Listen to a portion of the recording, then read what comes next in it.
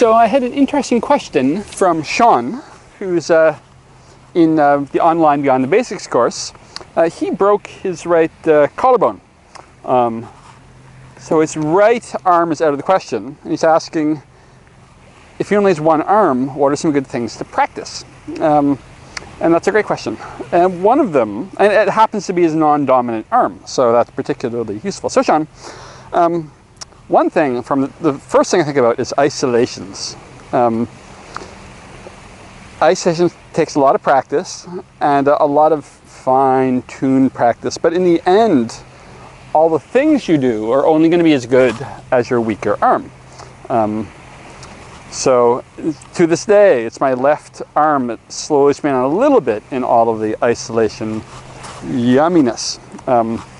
And I've been through periods where I drill just the left arm. So isolations, and particularly focusing on things, you really want to, it can help to think of a box. And one at a time, I think about when my hand's going this way at the bottom and my push going this way at the top, I just focus on that moment and try to make it smooth. It's like silk.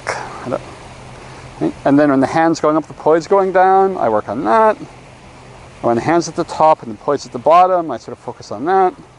And then when the hand's down and the poids up, and I just keep going through and working on, and I can do any way I want. I can have angles, this part and this part. And you want to do that in all the various planes of motion. So on a wall in front, clockwise and counterclockwise, right? Forwards outside my arm, inside my arm, forwards inside my arm, backwards inside my arm, horizontal below my arm, horizontal above my arm, everything both ways. You've got all these dimensions, and it's worth practicing them all. So that, plus of course stalls, it's a great, you want your left arm to be as good as your right, so this is your chance to catch your left up.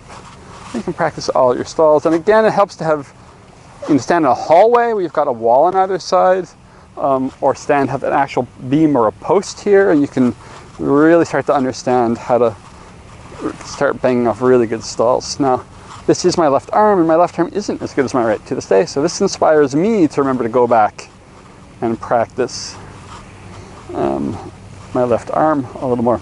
So that in itself is something that you could, again, it's good. It takes a lot of practice. So for weeks, you can say, all right, by the time I've got my right arm back, my left arm is going to be ahead of my right arm. And then your right arm will quickly simulate what you learned with your left. So I hope that helps.